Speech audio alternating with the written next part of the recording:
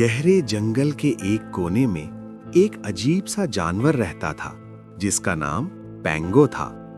पैंगो एक पेंगोलिन था जिसका जिस्म सख्त स्केल से ढका होता है।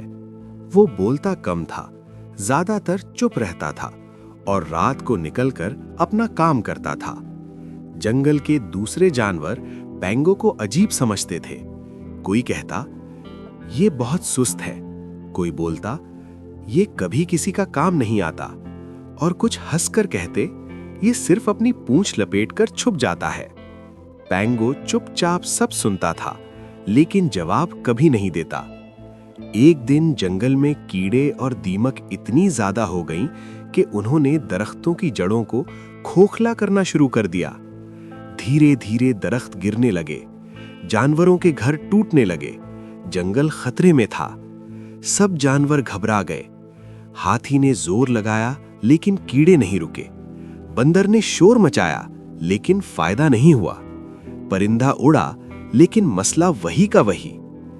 तब किसी ने धीरे से कहा, पैंगो को बुलाओ, शायद वो कुछ कर सके। सब हंसने लगे। वो जो सिर्फ चुप रहता है, वो क्या करेगा?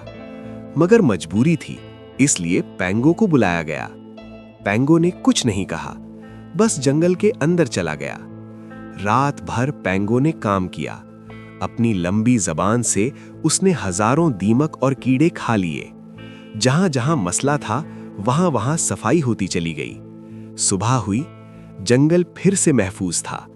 दरख्त बच गए, घर बच गए, सब जानवर हैरान थे। हाथी ने कहा, हमने शोर मचाया, मगर काम इसने किया।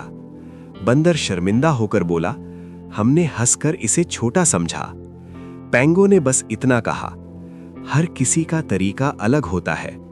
किसी की ताकत आवाज होती है और किसी की खामोशी। उस दिन के बाद जंगल में कोई भी किसी को उसकी खामोशी या अलग होने की वजह से कमजोर नहीं समझता था। असल ताकत अक्सर खामोशी में छुपी होती है।